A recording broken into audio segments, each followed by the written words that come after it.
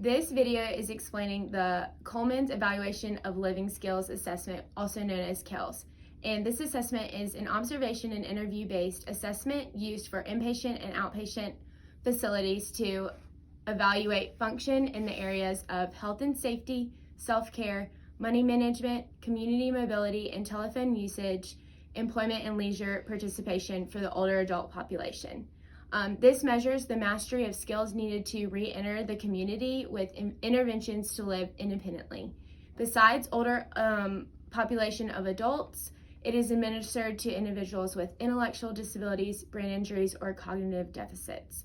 This is a standardized assessment, and it has prompts for an instruction manual to prevent bias and maintain reliability and validity. This is a representation of how to administer the KELS assessment. Hey, I know we've had a couple treatment sessions. I'm your OT, and I was just wondering how everything was going since the last session. Well, I thought it was going pretty well, but my brother here doesn't seem to think so. But I think I can live by myself. But okay.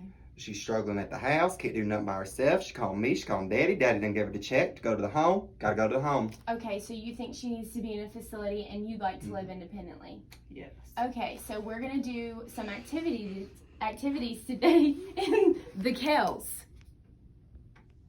So to start, I'm gonna give you some different activities for your evaluation of living skills. This will take about 30 to 45 minutes to administer.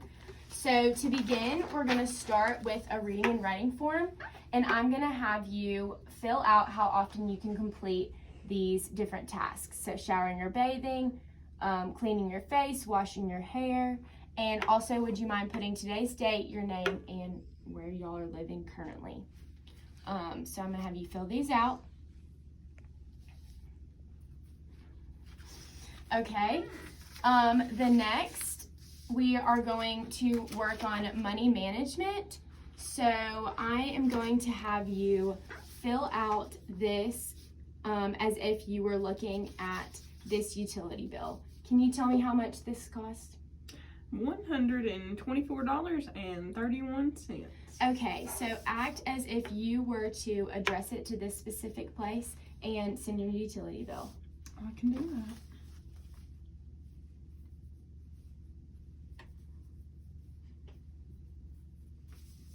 Did you have any trouble with this? No, it was a breeze. All right.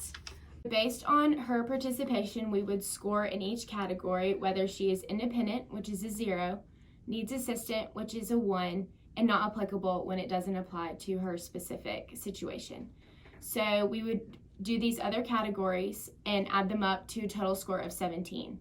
So for 6 through 17, this indicates that she needs assistance to live in a community or an assisted facility.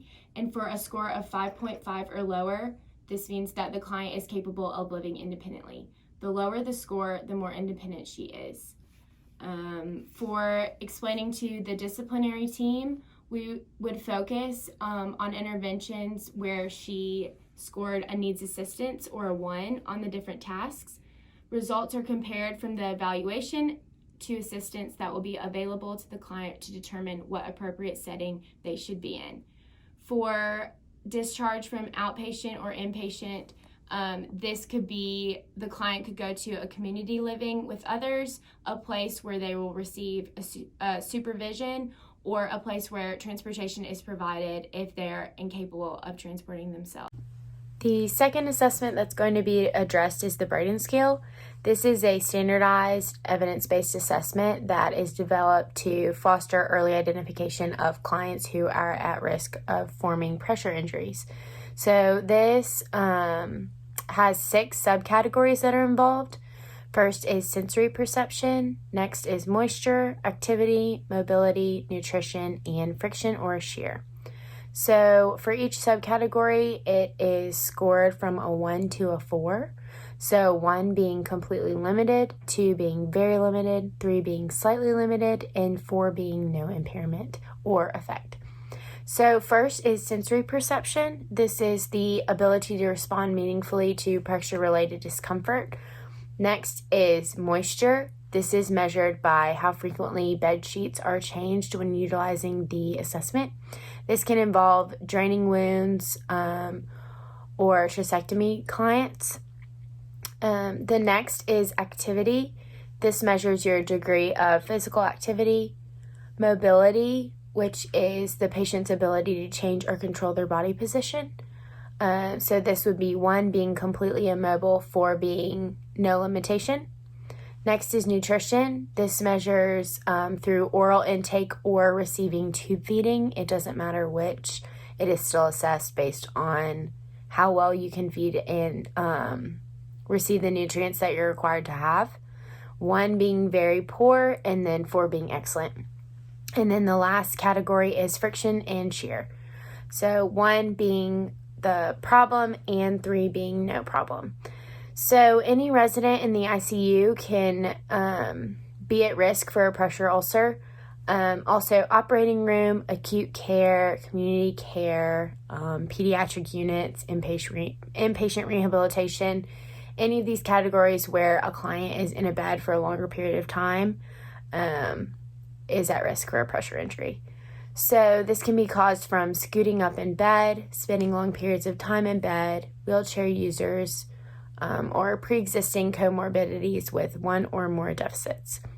The most common populations that we see using the Braden scale are clients in long-term facilities or older hospitalized adults.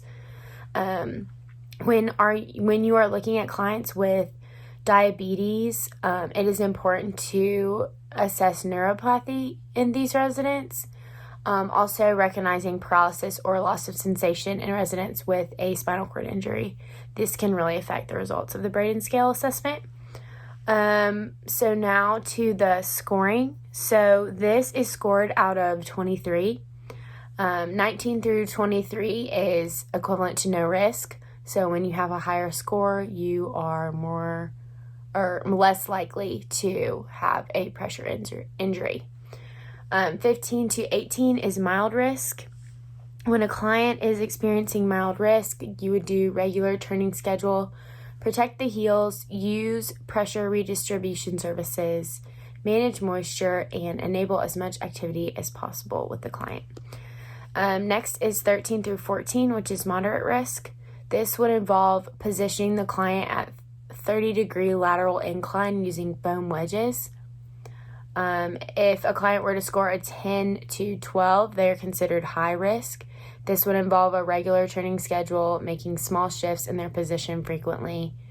And then less than 9 would be severe risk, and this would be adding a pressure redistribution surface for clients with severe pain or recognizing additional risk factors. So when you are looking at the interdisciplinary team, each member is very important in preventing the development of pressure injuries in clients who are at risk. So OT and PT can develop different interventions for preventing and treating a pressure injury. A nurse, which will conduct and supervise accurate assessment and documentation of head-to-toe skin assessments and pressure injury risk on admission, also daily as long as they are admitted wherever they are, whether it be ICU, inpatient, or a long-term care facility. And then both OT-PT, registered nurses, and clinicians will check the skin each time the person is turned or cleaned. And keeping the skin clean is extremely important in preventing any further causes of pressure injury.